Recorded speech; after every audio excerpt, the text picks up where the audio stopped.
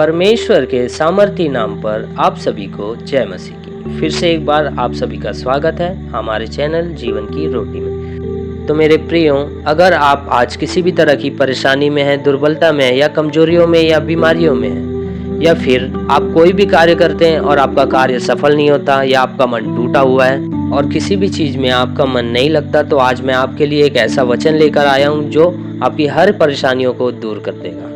तो मेरे प्रियो, आइए आज के मनन के लिए हम निकालने पाएंगे दूसरा कुरिन्थियों उसका 12वां अध्याय और उसके 9वें पद से हम पढ़ने पाएंगे। पर उसने यानी कि परमेश्वर ने मुझसे कहा, मेरा अनुग्रह तेरे लिए बहुत है, क्योंकि मेरी सामर्थ निर्बलता में सिद्ध होती है। इसलिए मैं बड़े आनंद से अपनी निर्बलताओं पर घमंड करूंगा कि मसीह की सामर्थ मुझ पर छाया करती है।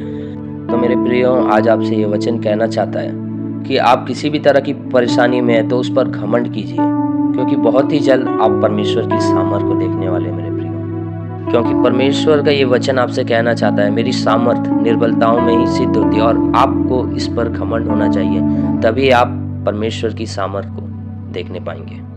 और मेरे प्रियो, मैं आपसे कहना चाहता हूँ कि अगर हमारे जीवन में कोई भी परेशानी आती है या हमारा कोई काम नहीं होता, तो वो सिर्फ परमेश्वर की महिमा के लिए होता है, कि हम परमेश्वर की महिमा को जान पाए।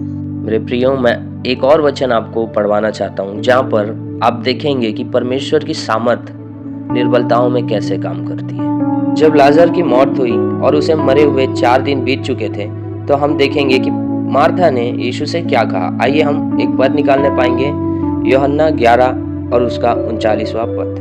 यहाँ पर लिखा है, यीशु ने कहा, पत्थर हटाओ। उस मरे हुए की बहन मार्था उससे कहने लगी, हे प्रभु, उसमें से अब तो दुर्गंध आती है, क्योंकि उसे मरे 4 दिन हो चुके हैं। 40वां पद, यीशु ने उससे कहा, क्या मैंने तुझसे नहीं कहा था कि यदि तू विश्वास करेगी तो परमेश्वर की महिमा को देखेगी।